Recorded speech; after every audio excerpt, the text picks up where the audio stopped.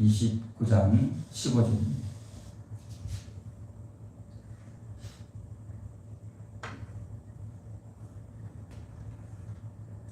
다 같이 합독합니다.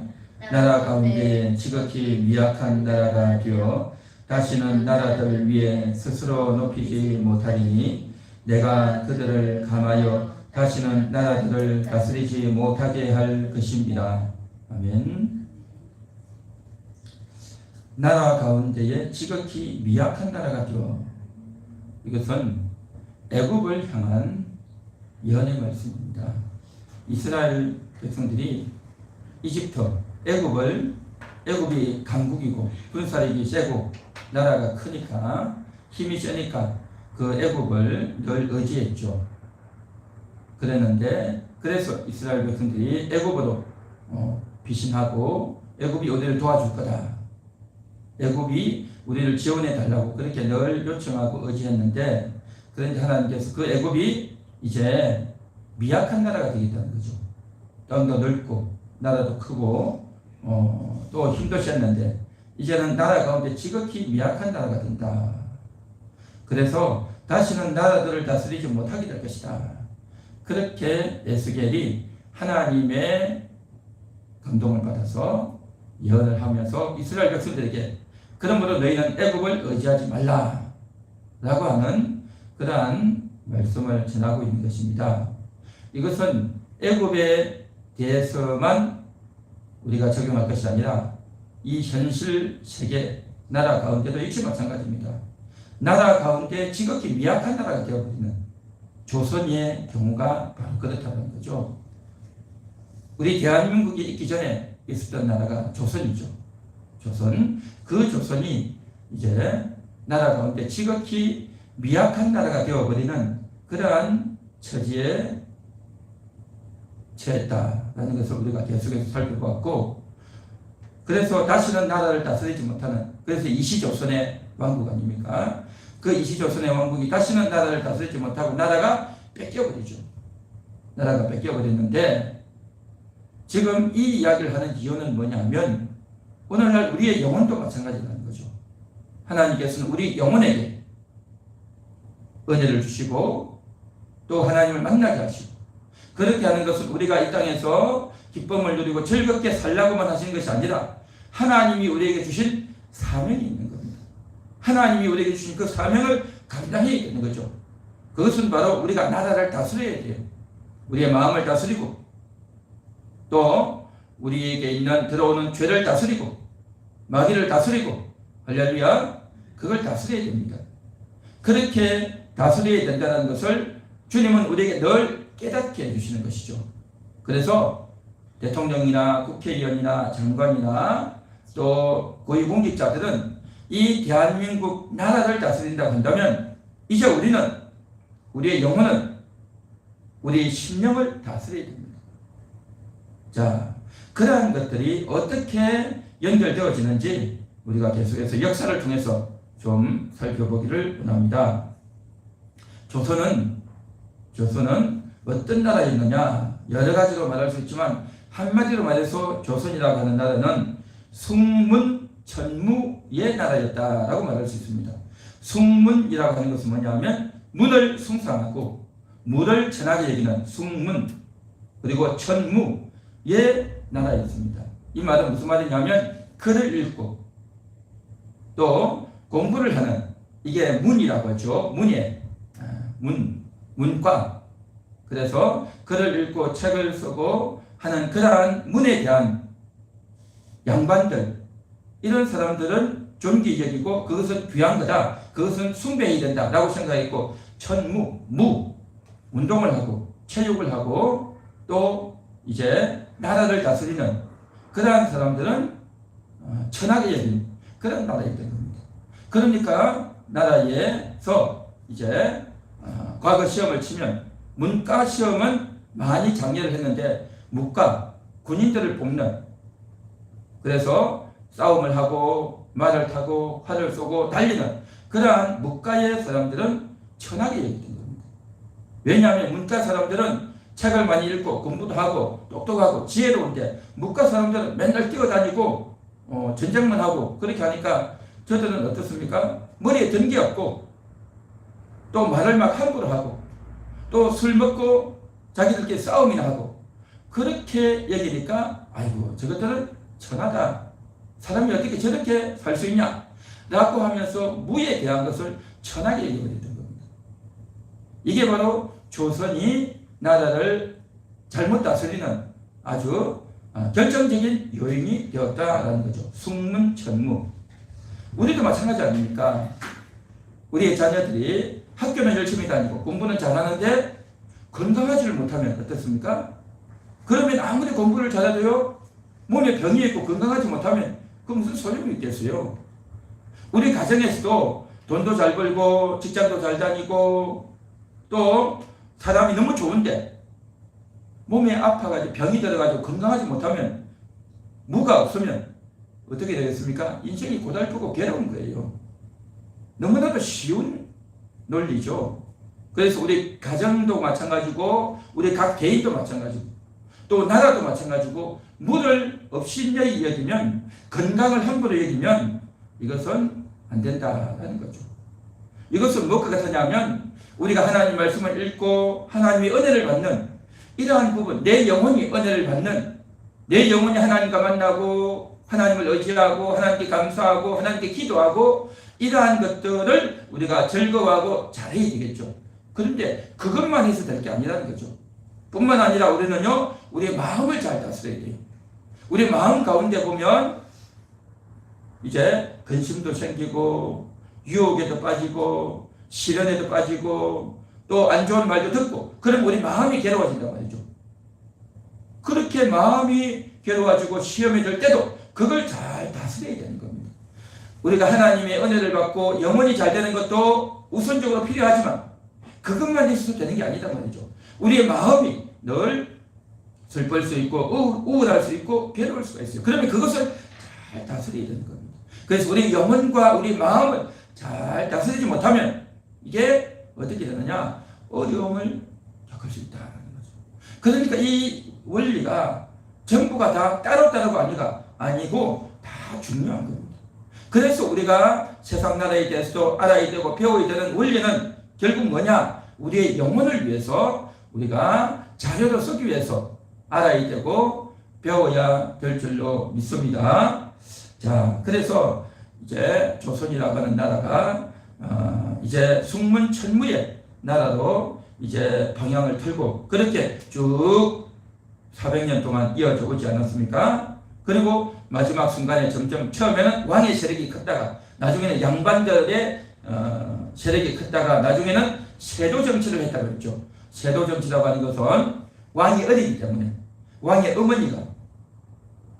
어머니가 이제 나라의 정치에 관여하고 그러면 어머니가 여자가 뭘 알겠습니까? 그러니까 자기 오빠나 자기 남동생이나 자기 아버지를 데려오죠. 그리고 결국 왕의 외갓집 식구들이 이제 쫙 나라를 다스린단 말이죠. 그러면 그 외갓집 식구들이 와가지고 이제 영의정도 하고 좌의정도 하고 장관도 하고 판수도 하고 한단 말이죠. 그러니까 그들이 자기들끼리 다 좋은 자리 차지해서 다 해버리죠. 근데 나라는요 어떻게 되어야 되냐면 실력이 있는 사람, 능력이 있는 사람이 그 일을 해야 되는 거예요.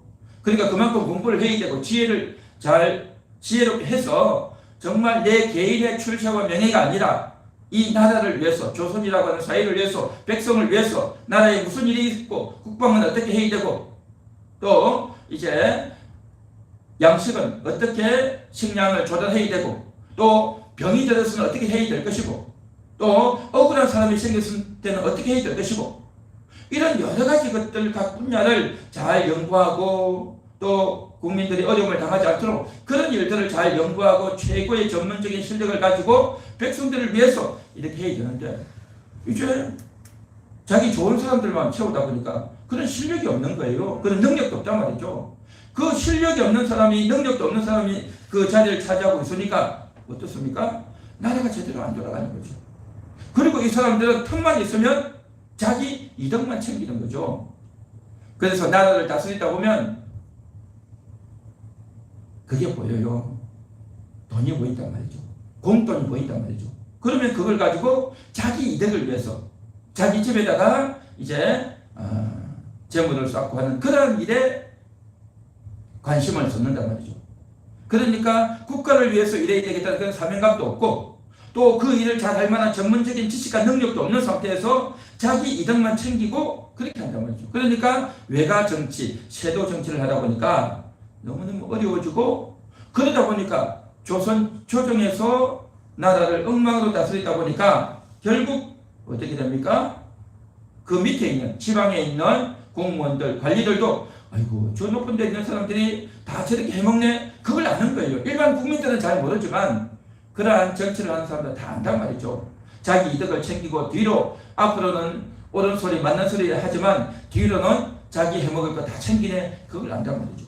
그러니까 그 아래에 있는 공무원들도 어떻게 되어지냐 탐관 오리가 되는 겁니다. 자기들도 백성들 거 빼먹고 못된 짓 하고 부정부패를 일삼고 그렇게 한단 말이죠. 그러다 보니까 조선 조정 한양뿐만 아니라 각 팔도가 다 관찰사도 또 시도 시에 있는 그러한 사람들도 다 그렇게 국민들을 이제 괴롭게 하고 못 살게 구는 정말 억울한 사람 힘든 사람을 도와줘야 되는데 자기가 이걸 해가지고 내가 어려운 사람 도와주면 나한테 돌아올 게 뭐가 있냐. 오히려 똑똑한 사람 부자 편을 들어가지고 그래서 내가 너 편을 들어줬으니까 너 나한테 얼마 가져와 이렇게 되어지는 거죠. 그러니까 부자도 알죠. 부자도 억울한 사람 가난한 사람을 괴롭혔다는 거 자기도 양심이 알죠. 그러나 겉으로는 자기가 잘못한 게 없다 해가지고 큰 소리 치죠. 그런데 내가 너 봐줄 테니까 너 얼마 가져와 그렇게 한단 말이죠. 그러니까 그 부자는 알죠. 그 지방 행정 관료도 알죠. 너 돈 가져와 그렇게 되는 거죠. 그러니까 자기도 그 관리가 내 편을 들어줬기 때문에 그 사람한테 뭔가를 바쳐야 되는 겁니다. 그런 식으로 정부가 다 빼먹고 부정부패를 하는 일이 생기는 거죠. 그러다 보니까 화가 나서 참을 수 없는 사람들이 어떻게 됩니까? 힘을 세고 억울하다 해가지고 이제 산에 들어가서 도적대가 되는 거예요. 도적대가. 이런 나라에서 내가 어떻게 살겠냐.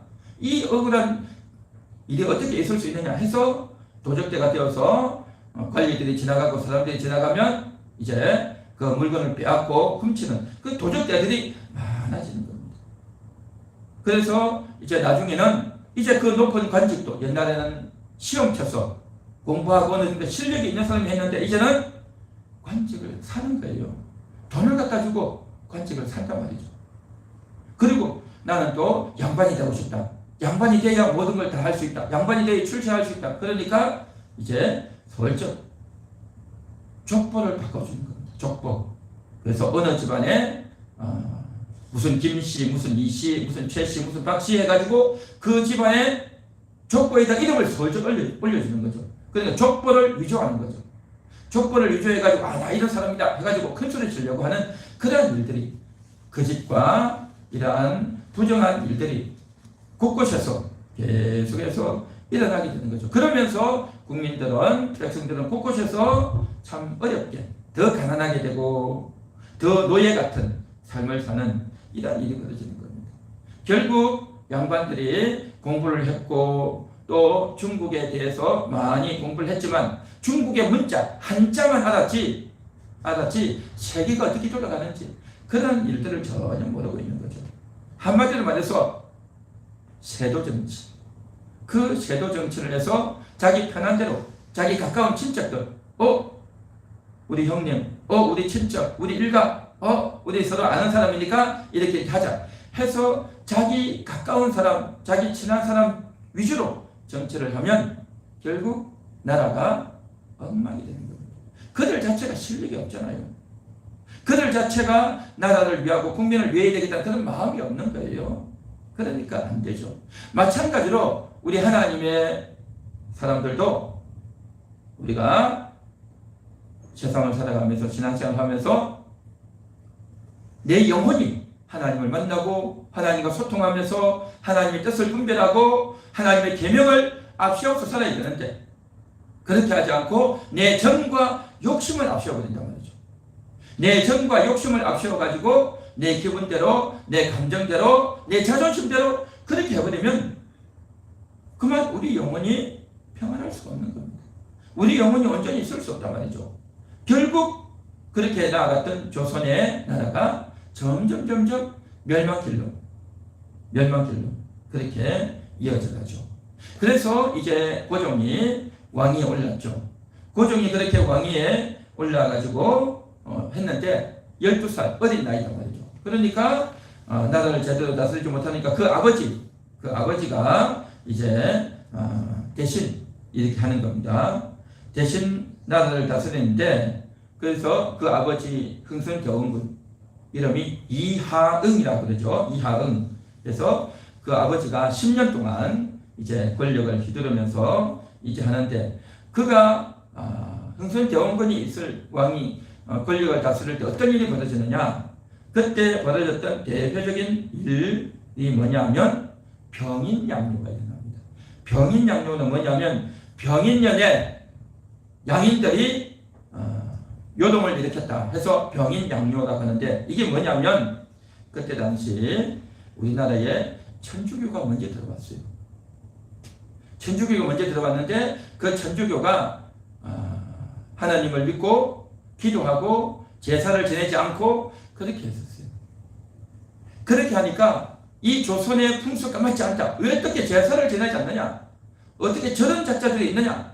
해가지고 천주교 신부면 기독교의 목사죠.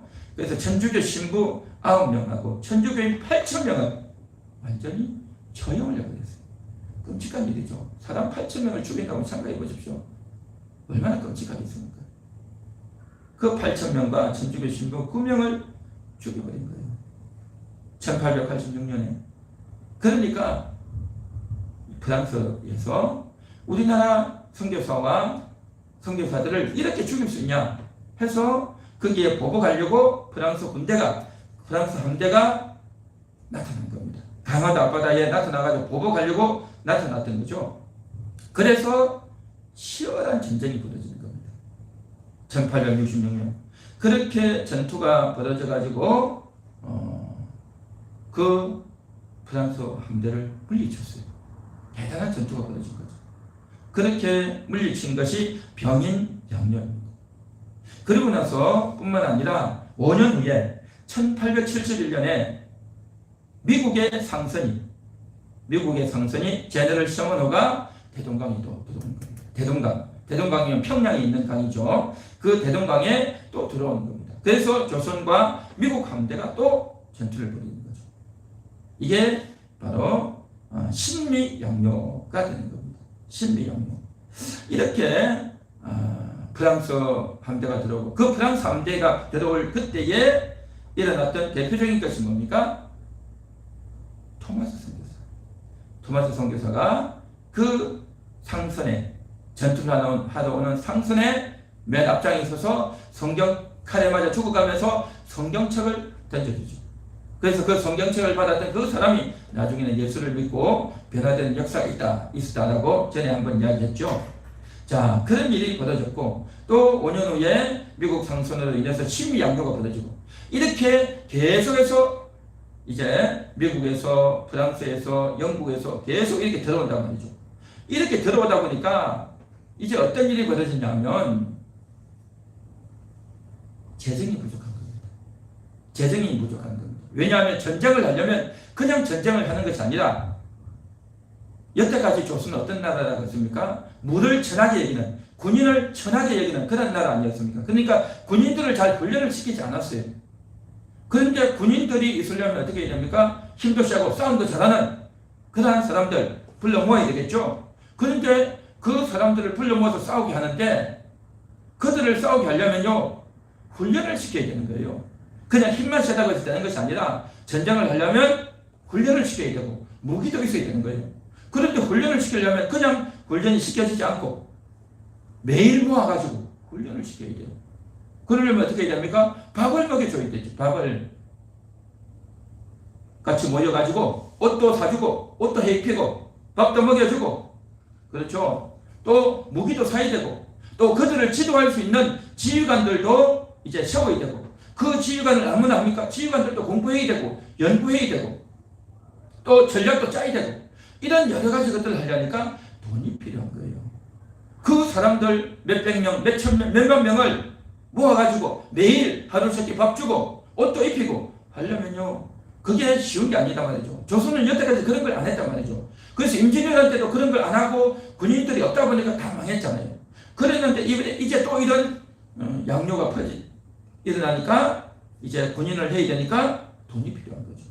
그래서 그 돈을 어떻게 하느냐, 군사력을 강화하려면 돈이 필요한데 이제 어떻게 되어지느냐, 돈이 없으니까 전국 각지에 조선시대 때 서원이라는 게 있었어요. 서원, 조그만한 학교 같은 건데 글을 가르치고 또 조선 조정에 이제 글을 올리는 그러한 서원이 있습니다. 서원을 없애버린 겁니다. 왜냐하면 그 서원에다가 정부에서 지원을 해주는데 지원금 줄 돈이 없다. 서원을 없애버리는 겁니다. 그리고 호포제가 뭐냐면 이제 양반이든 일반인이든 다 군대 와라 하는 거죠. 군대. 근데 만일에 군대를 못 오면 비단 한 피를 내라. 그렇게 된 거죠.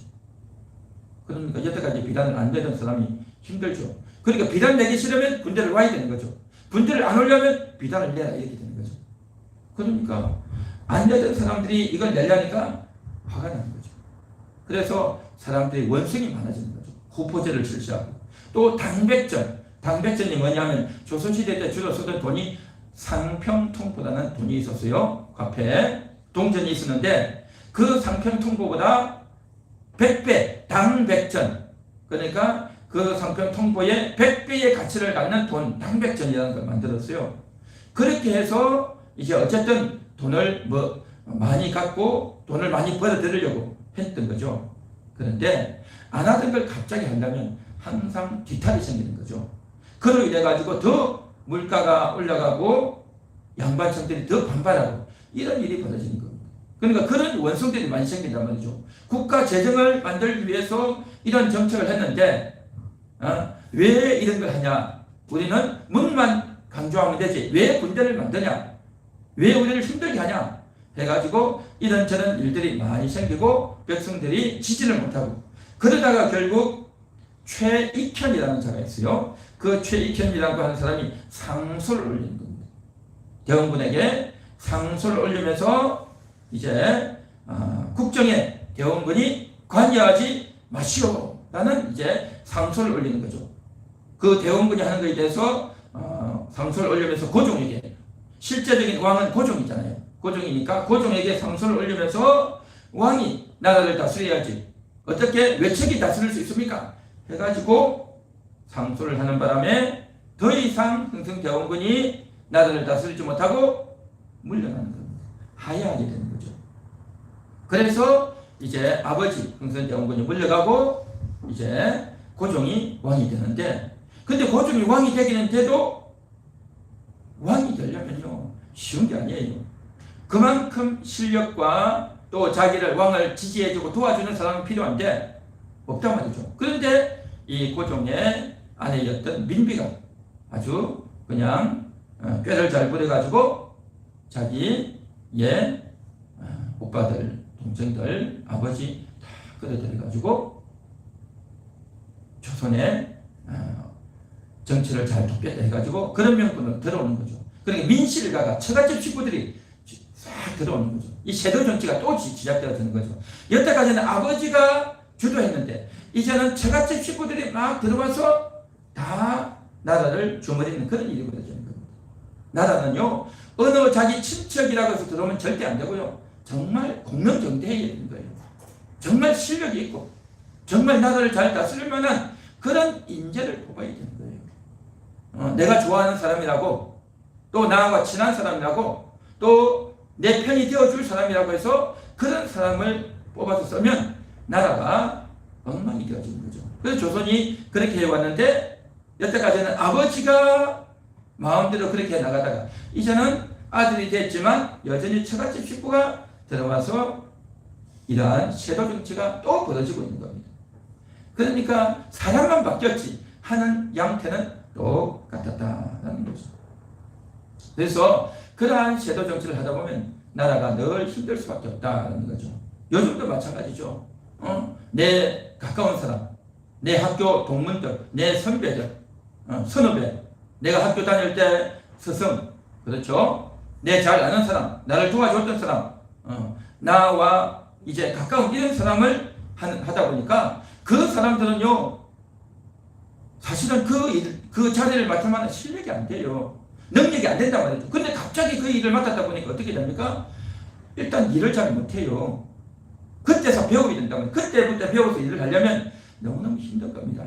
원래 그 직을 맡는 것은 배워서 일을, 그때부터 배우면 안 돼요. 이미 다 배워서 실력이 된 사람이 그 일을 해야 되는 거예요. 그런데 그때서부터 배우려는 게 힘들고, 또 이제 최고 지도자를 어떻게 해야 됩니까? 잘한다고 편을 들어줘야 되는 거예요. 그냥 최고 지도자가 잘못할 때는 이렇지 않습니다, 이걸 이렇게 해야 됩니다 라고 해야 되는데 무조건 옳습니다 하고 박수만 치는 거죠. 박수 부대만 된단 말이죠. 그래서 잘못할 때는 잘못한다라고 하고 잘할 때는 잘한다라고 해야 되는데 무조건 잘합니다 라고 하니까 최고 지도자는 진짜 잘하는 줄로 그렇게 착각할 수 있다는 거죠. 이게 큰 문제가 된다는 거죠. 우리의 영혼도 마찬가지입니다. 우리의 영혼이 하나님 나라라고 했습니다. 하나님의 나라인 우리 영혼이 정말 하나님과 하나가 되어서 하나님의 뜻대로, 하나님의 계명과 하나님의 약속대로 그렇게 해야 되는데, 그렇지 않고 정과 욕심대로, 내 정과 욕심대로 그렇게 살버리면 영혼이 여태까지 내가 살면서 하나님의 뜻을 이루는 것이 없게 된다는 겁니다. 결국 내 정과 욕심을 부인하고 십자가의 내 정과 욕심을 못 받고 하나님의 나라가 다스려지도록 내 영혼이 육신을 다스리고 정복하고 지배해서 나는 하나님과 한편이 될 거야. 나는 하나님의 뜻대로 살 거야. 하나님의 성령의 감동으로 말미암아 이 세상의 일들을 분별하고 판단해서 그렇게 선택해야 될 줄로 믿습니다. 할렐루야. 그런데 그렇게 하지 않고 내 정과 욕심대로, 내 감정, 내 기분, 내 고집, 내 자존심, 내 하고 싶은 대로 그렇게 해버리면 어떻게 됩니까? 하나님의 나라가 다스려지지 않아요. 하나님의 나라는 엉망이 되어지고 그만 내 기분과 자존심대로 그렇게 살면 나라가 잘못 다스려지게 되는 거죠. 나라가 잘못 다스려지는 겁니다. 그래서 조선이라고 하는 나라가 결국 문만 숭상하고 물을 무시하다 보니까 이러한 일이 왔고, 또 세도 정치를 하다 보니까 나라가 정말 점점 더 엉망이 되어지고, 그러다 보니까 나라가 더 부정부패에 매이고 공정하고 정말 공평한 정치가 아니라 편향되고 또 국민들을 힘들게 하는 그런 일이 벌어졌다라는 거죠. 이러한 일들이 계속 흘러가고 세월이 가면서 이제 어떤 일이 벌어졌냐면 1866년에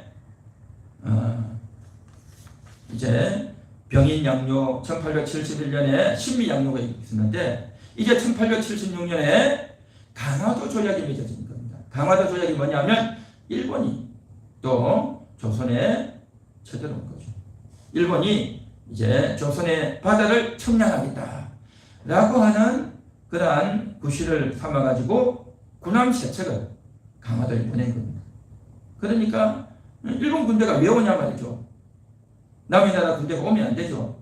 그래서 저들을 보고 신경을 쓰고 있다가 건드린 거죠. 저것들이 이상하다 해가지고 먼저 공격을 했는데 그 공격을 하니까 잘됐다 해가지고 일본이 또다시 공격을 한 거죠. 그래서 더 많은 군대가 와가지고 8척의 군함이 오는 겁니다. 8척의 군함이 오고 600명의 무장병력을 강화도 각곳에 상륙을 시키는 겁니다. 그러니까 게임이 안 되는 거죠. 결국 조선 군대가 이기지를 못하는 겁니다. 이기지를 못하죠. 그러니까 흥선대원군은 1873년에 하야를 해버렸고 1876년에는 이제 고종이 나라를 다스리고 있는데, 흥선대원군은 군대를 강화해야 된다. 그래서 국방비를 많이 활용해서 군대를 많이 강조해야 된다라고 했는데, 고종은 어떻게 됩니까? 그 하야가 일반 양반들이 상소를 올려서 하야를 시켰다 보니까 고종의 정책을 없애버린 겁니다. 국방비 강화 왜 그렇게 하냐? 돈이 없는데 왜 그렇게 하냐? 나라가 어려운데 왜 국방비 강화하냐? 그렇게 하다 보니까 국방비가 없어진 겁니다.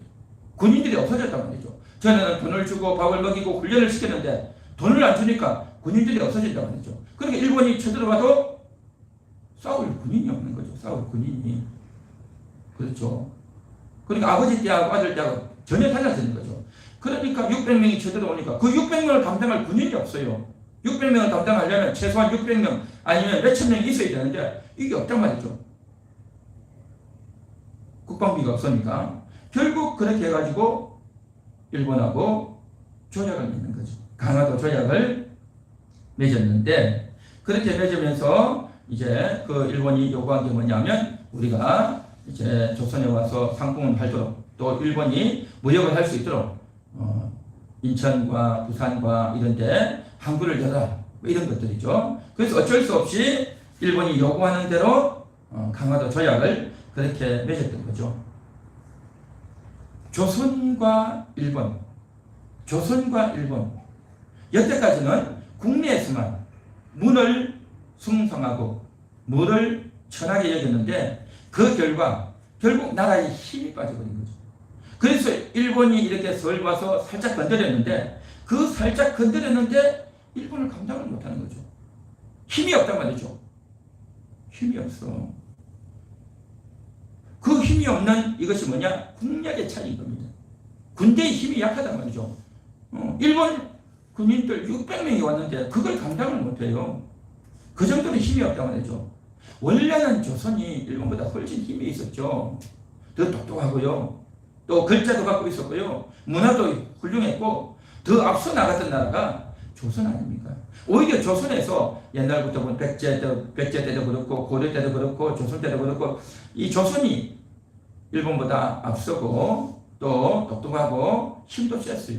그런데 점점 가면 갈수록 조선은 힘과 능력이 약해지고 추락되고 일본은 힘도 능력도 점점 상승되어져 가는 거예요. 왜 그랬을까요? 완전히 역전이 되어버린 겁니다. 그러면서도 조선 사람들은 여전히 저 일본 놈들 하면서 무시하고 함부로 여기고 그렇게 한 거죠. 그러는 사이에 일본은요 점점 유럽의 사람들, 서양의 사람들 그걸 배우는 거예요. 새로운 것들을 배우고 또 겸손히 배우고 그렇게 했던 겁니다. 그에 비해서 조선의 양반과 관리와 왕은 자존심만 부리고 그냥 백성들을 어렵게 하고 물을 무시하고 자기들이 하는 것만 잘한다고 생각하면서 자존심과 우월감만 가지고 일본을 천대했단 말이죠. 그렇게 몇백 년이 지나다 보니까 완전히 역전되어 버린 거죠. 완전히 나라가 역전되어 버렸어요. 우리도 마찬가지입니다. 우리도 인생을 살면서 5년, 10년, 20년 평생을 살면서 내가 많은 것들을 배웠고 경험했고 또 내가 알고 있는 그런 지식이 있지만 그러나 예수님 앞에 겸손히 내가 예수님께 배우겠습니다. 내가 예수님의 말씀을 배우고 예수님을 의지해서 선택하고 결정하겠습니다. 할렐루야. 그렇게 해야 될 줄 믿습니다. 늘 겸손해야 되는 거죠. 그런데 나이가 먹어갈수록 내 경험이 많아질수록 이건 아니야. 이게 옳아. 내 말이 맞아. 라고 하면서 자기가 옳다라고 하고 자기가 큰 소리 치면 예수님께 배우지 않고 자기 기분대로 자기 고집대로 자기 지식대로 자기 경험대로 하면 망한단 말이죠. 나라가 망한단 말이죠. 주님께서 나라를 너희에게 맡겼다라고 했는데 그 나라가 뭡니까? 바로 우리 마음을 다스려야 되는 겁니다. 그 우리 마음을 다스리는 것은 내 마음대로 내 기분대로 하는 것이 아니라 겸손히 예수님께 가서 배우고 온유함을 배우고 겸손함을 배우고 예수님의 지식과 예수님의 인도를 배우고 닮아가야 될 줄 믿습니다. 그렇게 해야 우리 성도들이 아름답게 세워지는 겁니다. 그게 하나님의 나라란 말이죠. 육신의 나라, 지상의 나라도 마찬가지예요. 조선이라고 하는 나라가 배우지 않고 자기들이 갖고 있는 그것만 가지고 평생 끌고 먹으려고 100년, 200년, 300년, 400년 가다 보니까 결국 일본에게 어떻게 됩니까? 나라가 잡아먹혀버리죠. 이게 세상 나라인 겁니다. 자, 그렇게 해서 결국 물을 무시했던, 물을 천하게 여겼다 보니까 군대가 없고 일본 군대가 약해져 버리는 거죠. 그렇게 되어지니까 또 어떤 문제가 생기냐? 1882년에 이모군란이라는 게 생깁니다. 이모군란은 이모년에 군인들이 난을 일으켰다 하는 것이 이모군란입니다. 자, 그렇게 해서 고종 때가 고종 9년인데 이모군란이 생기는데 이 이모군란은 뭐냐면 구식군인들이 이제 난을 일으킨 겁니다. 신식군대, 구식군대가 있었어요. 신식군대가 별기군이라고 있습니다. 별기군이 있었는데 그 별기군은 소총을 가져오고 또 이제 새로운 무장을 하고 훈련을 하는 겁니다. 그래서 신식군대를 많이 만들어야 된다. 그래도 군대가 있어야 된다라는 걸 듣고 고종이 군대를 좀 만들었죠. 그러니까 그 신식군대는 밥도 잘 주고 훈련도 잘 시키고 옷도 잘 입고 그렇게 했어요. 그런데 구식군대는 너무너무 푸대접을 하는 거죠. 그 구식군대도 역시 마찬가지로 군인이고 필요한데 그 군인들을 푸대접을 하니까 이제 너무 괴로운 겁니다. 그래서 그 군인들이 뭡니까? 군인은 원래 공무원이에요. 공무원이고 월급을 받는단 말이죠. 그러니까 그들을 모아서 훈련도 시키고 또 이렇게 교육도 시키고 그래서 나라에 전쟁이 있으면 적군이 쳐들어오면 나가서 싸워야 된단 말이죠. 그래서 밥을 주고 또 일을 안 하고 매일 훈련을 하니까 월급도 줘야 되고 양식도 줘야 되는 거죠. 그게 군대를 유지하는 거죠. 그런데 별기군, 실식 군대에는 좀 잘해주는데 구식 군대는 그걸 안 해준단 말이죠. 그러니까 화가 나는 거죠. 그래서 이들이 폭발을 해가지고 이제 난을 일으켜버렸는데 그것이 바로 1882년인 겁니다. 그래서 몇 달 동안 안 주다가 드디어 줬는데 1년 지나고 나서 한 13개월 만인가 이제 주는데 그것도 돈으로 주는 것이 아니라 쌀로 주는 거죠. 근데 그 쌀을 줬는데 그 쌀이 그냥 쌀이 아니라 그 쌀에다가 쌀이 부족하니까 거기다가 막 모래도 섞고 막 이렇게 지푸라기나 겨도 섞고 이렇게 해가지고 막 주는 거예요. 그냥. 그러니까 이걸 어떻게 먹냐 말이죠. 풀어보니까 엉망이 되니까 이 사람들이 막 화가 난 거죠. 화가 나서 그렇게 화가 나가지고 이럴 수 있나 해가지고 말다툼이 벌어지고 그렇게 그 식량을 배급하던 그 사람들에게 이게 뭐냐 해가지고 막 주먹질을 하고 난리가 난 거죠. 그러다 보니까 그 주먹질을 하고 붕괴를 했던 사람을 잡아가둬 버린 거죠. 잡아가둬 버렸어요. 이제 그렇게 잡아가둬 버리니까 왜 이렇게 할 수 있냐 해가지고 이제 갇히지 않았던 또 다른 사람들이 이제 어떻게 됐냐면 잡아가둔 그 군인들에게 또 찾아가는 겁니다. 찾아가서 저들을 또 폭행하고 때리는 겁니다. 그리고 이제 이 군인들이 너무 힘들다 해가지고 어디를 찾아갔냐면 흥성대원군이 쫓겨났다고 했죠. 그 쫓겨난 흥성대원군을 찾아가가지고 이쪽 좀 살려달라. 우리가 이렇게 해서 되겠느냐? 흥성대원군이 군인을 이제 강화하려고 했지 않습니까? 그렇게 하니까 도와달라고 하니까 흥성대원군은 좋죠. 자기가 쫓겨나 있었는데 이제 자기를 도와달라고 하니까 자기가 이제 하겠다, 지지해주겠다라고 한 거죠. 그렇게 해서 이제 이들이 조직적인 행동하고 그때 당시 조선의 군대인 관리를 했던 경찰 역할을 했던 포도총을 습격을 하고 또 일본 군대가 와서 이렇게 신식 군대를 훈련시켰는데 일본 군대 이 못된 놈들이다 해가지고 일본 공사관을 막 공격을 하고 그래서 일본 순사 13명이나 그냥 죽여버리고 그렇게 되는 겁니다. 그렇게 되어지니까 이제 저들이 사기 충천해가지고 6월 10일이 돼서 어떻게 됐냐면 창덕궁으로 들어가는 겁니다. 그때 당시는 창덕궁에 고종이랑 민비가 이렇게 살고 있었거든요. 그러니까 그 창덕궁에 쳐들어갔는데 그 창덕궁에 민비가 있었는데 민비를 잡으러 가려고 했는데 이제 민비는 도망을 가죠. 민비는 잡지 못하지만 어쨌든 궁궐을 쳐들어가서 이제 여러 사람을 죽이고 이런 일이 벌어진 거죠. 이런 일이 벌어지니까 고종이 너무너무 힘들고 난이 일어나니까 그러니까 구식군인들이 몇십 명, 몇백 명이 난을 일으키는데 그걸 진압할 만한 군대가 없는 거죠. 나라가 너무 약한 거죠. 그래서 결국 어떻게 됐냐면 자기 아버지 대원군에게 흥성대원군에게 이 사태를 좀 잘 정리해 달라고 하는 거죠. 그래서 흥성대원군이 다시 재집권을 하는 겁니다. 다시 재집권을 해가지고 이제 잘 정리를 하죠. 그렇게 정리를 했는데 그리고 나서 고종이 이렇게 해서 안 되겠다라고 생각하고 있는데 도망을 갔던 민비가 다시 돌아오고 그 민비가 다시 돌아올 때에 이제 데려왔던 무당을 한 명 데려왔다고 했죠.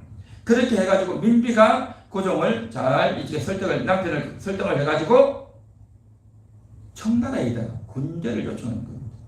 청나라 군대를 요청해서 이제 저 90군대를 좀 쫓아내달라고.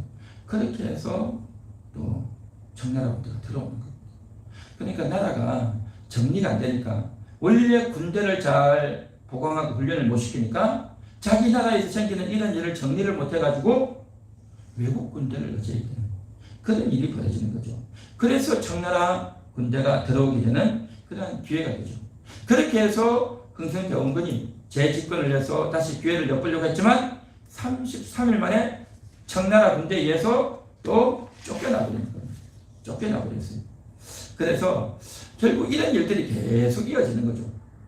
군인이 힘이 없으면, 이 군대가 약하고 힘이 없으면 결국 결정적인 순간에 가장 어려울 때 나라를 지키려면 가장 먼저 뭐가 있으냐면요, 힘이 있어야 됩니다. 그 힘은 뭐냐면 군대의 힘이에요. 그 군대가 왕을 지켜주고 또 전쟁에도 나가고 이런 일들을 해야 되는데 그렇게 할 사람이 너무 적은 거죠.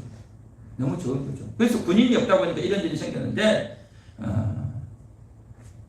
결국 숙문천무의 사상은 나라를 망하게 하는 힘든 일이 생겨버리고 그 숙문천무로 인해 가지고 병인양요, 신비양요로 인해 가지고 더 어려워지고 또 경제력을 돈을 많이 이렇게 회복하려고 했는데 그게 갈등이 생기고 결국 이모군란이 터지고 그래서 그걸 위해서 외국 군대, 청나라 군대를 또 이렇게 지원을 받아야 되는. 그렇게 들어오면 그 사람들은 그냥 도와만 주겠어요? 들어가서 온갖 감나라 판나라 다 하는 거죠. 그래서 고종이 나중에는 이제 자기 호를 만들어요. 호를 바꾸면서 광무라고 호를 만들어요. 광무가 뭐냐면 빛광, 무예 무자. 그래서 무예를 빛내는 왕이 되겠다 해서 광무라고 해서 호를 만들 정도로 그렇게 했지만 너무 늦었죠. 너무 늦었죠. 그래서 마지막에 한일합방 될 때는 우리나라 병력이 2개 사단밖에 안 되는 겁니다. 2개 사단이면 한 2,000명밖에 안 돼요. 그러니까 군대가 그 정도면 안 되는 거죠. 그래서 참 나라를 잘 다스리지 못하면 한쪽으로 치우쳐버리면 이러한 끔찍한 일이 생기는 겁니다. 우리도 마찬가지입니다. 우리 영혼이 하나님의 나라라고 했죠. 우리 영혼은 하나님의 은혜를 받고 예배를 드리고 기도하고 하나님을 의지하고 찬양하고 기뻐하고 즐거워해야 됩니다. 그러한 부분만 있는 것이 아니라 우리는 우리의 마음이 있단 말이죠. 우리가 세상을 살아야 되고 사람을 만나야 되고 밥을 먹어야 되고 돈을 벌어야 되고 이 세상에서 다녀야 있단 말이죠. 직장도 다니고 학교도 다니고 사람도 만나고 여러 가지 일을 해야 되잖아요. 그게 바로 우리 마음 가운데서 이루어지는 겁니다. 그런데 그 우리 마음 가운데는 이제 좋은 마음도 생기고 우울한 마음도 생기고 또 기분이 좋을 때도 있고 감정이 어려울 때도 있고 여러 가지 복잡한 마음이 있지 않습니까? 그 마음을 잘 다스려내야 되는 거죠. 그래서 우리의 영혼과 우리의 마음이 항상 우리 속에서 늘 이제 충돌하고 괴로워지는데 우리의 육신의 마음이 나를 다스리도록 내버려 둘 것이 아니라 우리의 영혼이 주도권을 쥐고 그 육신의 마음을 잘 다스려야 되는 겁니다. 이게 바로 그 나라와 그 일을 구하는 거예요. 우리 영혼이 우선되고 영혼을 강조하고 영혼을 앞세워 나가야 될 줄로 믿습니다. 할렐루야. 그게 바로 나라를 다스리는 거예요. 그게 바로 나라를 다스린단 말이죠. 자, 오늘 에스겔 29장 15절에 보면 나라 가운데 지극히 미약한 나라가 되어라고 했죠. 나라가 있는데 그 많은 나라 가운데 미약한 나라가 된다는 거예요. 미약한 나라. 그 미약한 나라가 뭡니까? 그 영혼이 거듭나서 구원받았는데 그 영혼이 힘이 없는 거예요. 영혼에 힘이 없어서 흔들흔들하는 거예요. 그런데 육신의 힘은 강해요. 육신의 고집과 자존심과 또 자기의 정욕과 자기 마음대로 하고 싶은 그런 것들은 강한데 영혼이 힘이 없단 말이죠. 영혼이 너무 미약하단 말이죠. 그렇게 나라들 가운데 지극히 미약한 나라가 되면 이게 어떻게 되겠냐는 거죠. 그래서 결국 다시는 나라를 다스리지 못하게 된다는 거죠. 그 영혼이 다시는 나라를 다스리지 못하면 어떻게 됩니까? 하나님 불러가시는 거예요. 그래서 성경에서는 여기에 관련된 많은 말씀들이 있어요. 예수님께서 달란트비요. 우리에게 달란트를 주셨어요. 그 달란트를 주셨으면 달란트를 가지고 장사를 해야 해요. 하나님 말씀을 듣고 그 하나님 말씀을 적용하고 그 하나님 말씀을 가지고 내가 실천하고 그 하나님의 달란트를 잘 사용하려고 열심히 장사하고 열심히 일하려고 애를 써야 돼요. 근데 일을 안 한단 말이죠. 그 일을 안 한다는 것은 하나님이 주신 그 은혜를 가지고 하나님이 주신 달란트를 가지고 일을 안 하고 놀고만 있고 겨울만 피운단 말이죠. 육신의 일만 하는 거예요. 세상의 일만 하는 거예요. 세상의 관심만 가지고 이 세상에서 내가 어디 좋은 게 없을까, 재밌는 게 없을까, 그런 것만 찾고 있으면 영적으로는 게을러지는 거죠. 하나님이 엄청난 달란트를 주셨는데 한 달란트 받은 사람처럼 땅에 파묻어 두고 있으면 어떻게 되냐 말이죠. 그래서 우리는 이 달란트를 잘 사용해야 되는 거죠. 하나님이 주신 이 은혜를 가지고 내가 기쁘다 즐겁다고만 할 것이 아니라 이제 이걸 가지고 내 마음을 다스리고, 그런데 마음이 잘 다스려지지 않기 때문에 하나님께 더 많이 기도하고 하나님을 의지하면서 달려나가야 되는 겁니다. 그게 바로 마음을 다스리는 거예요. 그런데 그렇게 하지 않으면 나라들 가운데 지극히 미약한 나라가 하나님이 많은 기회를 주셨는데 내 평생의 삶은 하나님이 나에게 주신 기회예요. 그 기회를 다스리지 못하면 다시는 나라를 다스리지 못하도록 하나님이 그냥 불러가 버린단 말이죠. 불러가 버려요. 이 세상에 태어나서 살다가 자기 사명을 잘 감당하고 천국으로 가는 그런 분들도 있지만 자기 사명을 잘 감당하지 못하고 이제 나이가 많아서 병이 들어서 이제 내가 더 이상 살고 싶지 않다. 아이고 내가 빨리 죽어야 되겠다. 그렇게 생각하고 이 세상을 하직하는 사람은요 사명 감당 못한 거예요. 사명 감당 못한 거예요. 다시는 나라를 다스리지 못하는 그런 일이 우리에게 있었어야 되겠냐는 거죠. 하나님이 주신 이 짧은 세월 동안 나라를 잘 다스려서 사명을 잘 감당하고 영혼을 구원하고 교회를 위해서 기도하고 목사님을 위해서 기도하고 성도들을 위해서 기도하고 하나님이 주신 그 사명을 가지고 늘 하나님과 동행하고 하나님을 찾고 내가 늘 회개하고 하나님께 돌이키는 이 일을 천국 준비를 열심히 해야 될 줄로 믿습니다. 할렐루야. 이게 나라를 다스린단 말이죠. 오늘 제목이 뭡니까? 나라를 잘 다스리지 못하면인 겁니다. 그러면 어떻게 되겠습니까? 얼마나 괴롭고 안타깝겠냐. 우리는 정말 하나님이 주신 이 기회를 잘 사용해서 내가 하나님의 사명을 잘 감당하고 천국에서 상급을 많이 받을 수 있는 그러한 저와 여러분이 될 수 있기를 주님의 이름으로 축원합니다. 축원합니다. 오늘 말씀